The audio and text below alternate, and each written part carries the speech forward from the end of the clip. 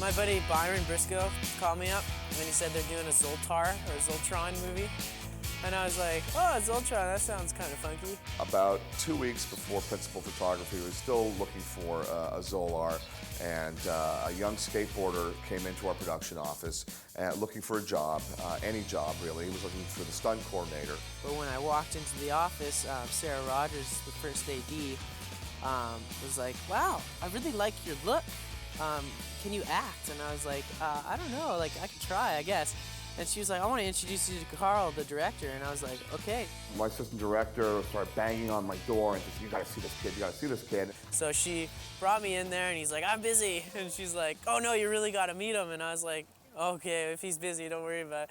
No, no, no, come in. And I immediately fell in love with Jordan because this kid had it. You know, he just had this great attitude, a sparkle in his eye. Carl was like, I really like your look. You got the look we're looking for. Did you have the orange braid on? No, no. I don't look that different in real life, to be honest. He is this character. And funny enough, when we even started working on conceptual drawings for Zolar, he looked like the character. It was amazing when you see that the artist renderings that we worked with, and this kid came in and had the same face. I think my energy really reflects the character a lot because he gets really excited and starts talking and just starts rambling off, and I get really excited and start talking and ramble off. So like that was a really good match. And within 10 minutes he was auditioning for us and sent off to the studios to get approval from. This one time this airbag blew up right in my face, and it was like poof, and it was like and then and I was like, whoa. You know, I once had one of those airbags go right off in my face. It was like, wow, you should see my dad skip. Well, my other dad. My dad, well, you know, my other dad, he was ordering food and they were like, in the intercom, and he was like, can I get 2 hamburgers, please? And they were still like, and I was like, oh, I'm getting impatient. And I look over and his airbag blew up too, and it was like, and that's a very interesting story, but you see, transgalactic travel is a bit more complicated than ordering junk food. That's why we zoot zoot. Zoot zoot. So it was very, very exciting, and he's wonderful, and I'm thrilled, and it is a sort of a magical story for this magical character. Putting on the prosthetics takes like almost 3 hours. And to take it off takes an hour and a half. And at first, like the first couple days, we're filming at Grouse, and I didn't want to see anybody. Like I was like, whoa, this is weird, right? So on the gondola, when we went up, I was like hoodie over my head, like in the corner, didn't want to see anybody. Walked up, saw the crew, finally had to be like, yeah, this is what I look like. And everyone's like, oh yeah, you sound like you. And I'm like, yeah, you know, whatever. The first time I saw Jordan with his makeup on was, that was funny, but then when I touched it, it was funnier. That was the best because his nose, like, it goes right in. It's all this foam. I don't know what you call that stuff, but it's crazy. It's cool. I think the special effects on the makeup was incredible. I thought it was ripping, like close up. I was like, man, that is a real alien head. The current design comes from Bill Terzakis, and Bill, I gotta say, is brilliant. You walk into his studio and he's got, you know, Freddie and Jason, and he's got the molds of like every actor you've ever recognized. You know, there's Robin Williams. It's amazing. I got involved with prosthetics from a very young age, and the main reason was because of a fear of monsters. My brother used to just frighten me all the time when we were kids, saying that he was a monster. My family and I took a trip to Florida right next door to our motel. I wandered one day and I discovered there was a little museum there. I saw this old man that was running it. He was applying a prosthetic to himself. And then at that point I knew that monsters weren't real and it was something that you created out of a makeup kit. In Andrew's case here, we took a mold of his head and a mold of his teeth. Once we have the positive mold and a copy of their face in a plaster or a stone, then we begin the process of sculpting the whole look that you're seeing here. Basically, we took a mold of my entire face and head, which, you know, gets to you because your whole head's wrapped in plaster Paris and you're just hoping the people, you know, can get it off. This was 3.5 hours with another half hour of touches afterwards. The base makeup without the prosthetic is still 2 hours. Yeah, this is this is my base human jammer form right now, and this is 2.5 to 3 hours. And yeah, when I add the prosthetics, it'll take some time off the base makeup, but add to getting the fit just right. So yeah, it's pretty cool. When I get my prosthetics too, I imagine it'll take a certain amount of time. This is my base makeup as well. If you don't just give in and let it be a lovely massage, it can just be a fight that goes on for 18 hours. So you might as well say yes first thing in the morning. What I like to say is I always say no to the first itch, because if you give in to the first itch, you're just screwed. Once I got used to it, was like, all right, let's have some fun, you know? Like, it pretty much just took me first, like, couple hours to get on and get used to it. The look of my character had changed a few times, and I wasn't really aware of what direction that they ended up going with. So when I saw it, I was very impressed with it. Top-notch makeup artist. And if you're trusted enough in your design, then they let you go wild and create your own looks. It sort of looks like almost a hand that's holding my head on. I have a finger that comes off of my nose. It looks like a beak, and I wore these black contacts and this wild getup. So, I mean, I'd be surprised if anybody recognized me if they see my character. But it was wild, man. I loved it. It's something that kids would like to see, but not be frightened of. Kids like bright colors. Kids like crazy stuff, like they just like weird things. So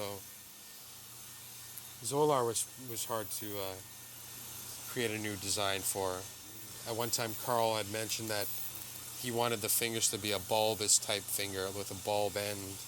So I thought it might be kind of fun to incorporate that into the ears of the character as well. So seeing yourself in a total different light and not really being able to recognize yourself, it's kind of cool because you can like take that to film and take that to your acting, and so it's kind of helped my performance.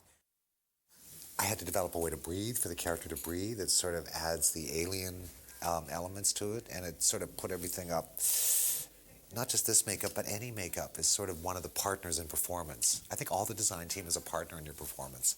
Zolar is big and blue, but Keiko is, a hot pink bob haircut that everyone looks so extreme that Zolar doesn't look that extreme in relation. And he refers to the aliens as being, the aliens want to look like humans and the humans want to look like aliens. Okay, let's take it from Hanson's lines, and then I took my best carnage, okay? And action. The scene between me and Jason Ellis is I had just met him, and I come around after the team has done a really, really bad job at a competition. And I come in and I'm teasing them like, haha, I just met Jason Ellis, you didn't, and they don't believe me. And Dex asked me, he's like, how would you even know what he looks like? I'm like, well, I think I know when he's standing right in front of me. And he's like, hey guys, and I'm like, that's right, I met Jason Ellis, I brought him here so you guys can all like thank me and stuff like that. So it's straight, punchline is scream, and then the dance. Got it. And ready, and take a moment, oh my God, and action. Oh my God. Jason, you are going to coach us? Oh yeah, get your groove on, we gotta close, go Ellis, close, go Ellis,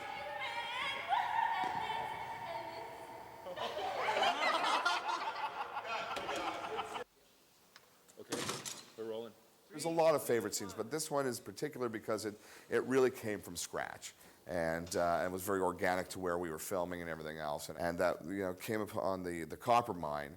And it just became inspirational because it was such a wacky location. It was so cool. And when I looked at it the first time and saw this train track going up 300 feet. This smile comes on. Just like, okay, now I know what we're going to do here. We're not going to put them in some threatening steam hole. No, no, no. We're going to send one of the kids down that 300-foot track. And everybody's faces are just going down. Are you sure you want to do that? It's like, absolutely.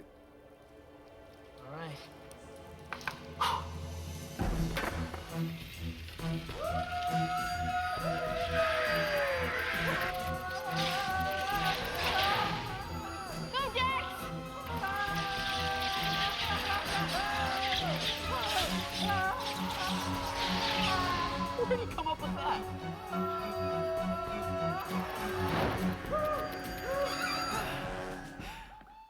I had to learn some stunts. I had to learn how to go into a half pipe and on a skateboard.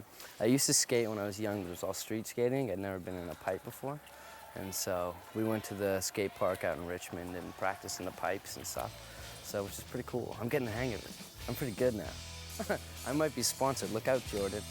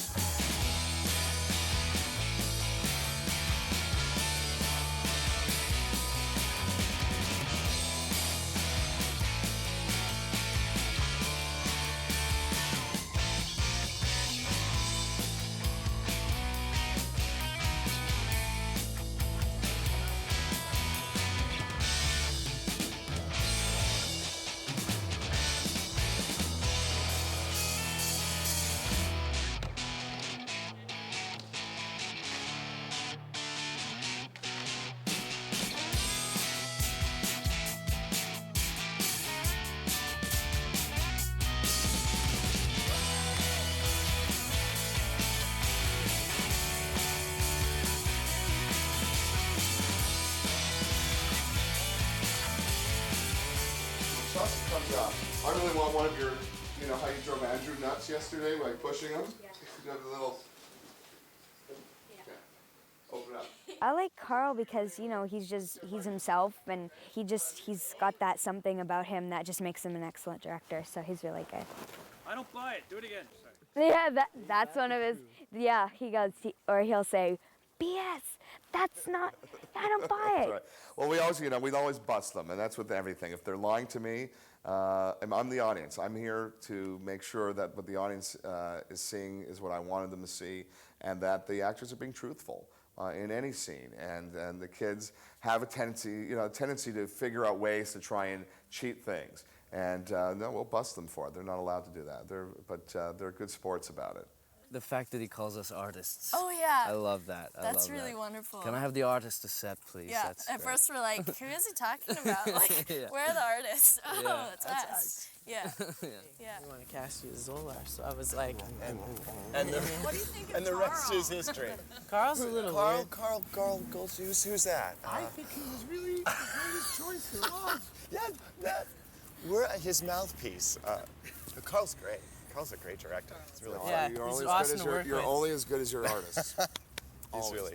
Carl first blew me away when, at the read-through for the show, when he said, "I'll never give you a result direction," which is actor speak for basically when a director says, "Be happy" or "Be sad." Instead, he'll give you the process. You're happy because blah, blah, blah. So he's very much an actor's director. He very much understands what it's like to be on our end. Every actor is different. Everybody has a different way of working or training. Kids, to a certain degree, enjoy sort of parallels. You give them sort of visual ideas. Before you jump in, let them have their, wow, this is great. Let them settle in. Help yourself to anything you want. Take a moment, make sure they're settled. Coming in, I'm gonna keep my eye on them. Yeah, exactly. Yeah, help yourself. Enjoy. Let them get it. Wow, this is just great. Cool. Hanson goes over here, the popcorn move, everything else like that. Then once they're settled, then you can help yourself to anything you want.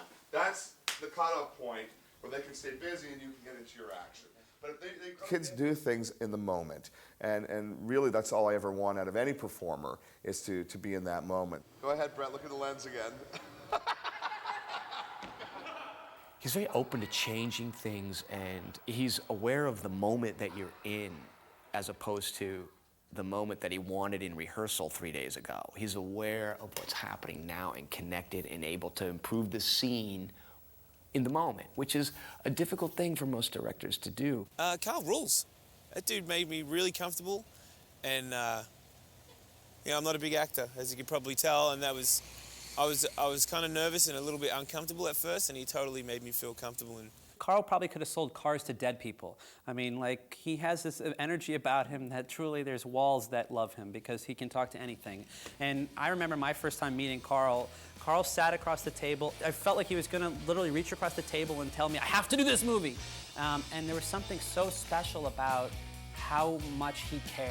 What drew me to this is that I guess I think I'm mostly drawn to characters and stories of underdogs, of the zero to hero philosophy. I always like to do films that are about acceptance.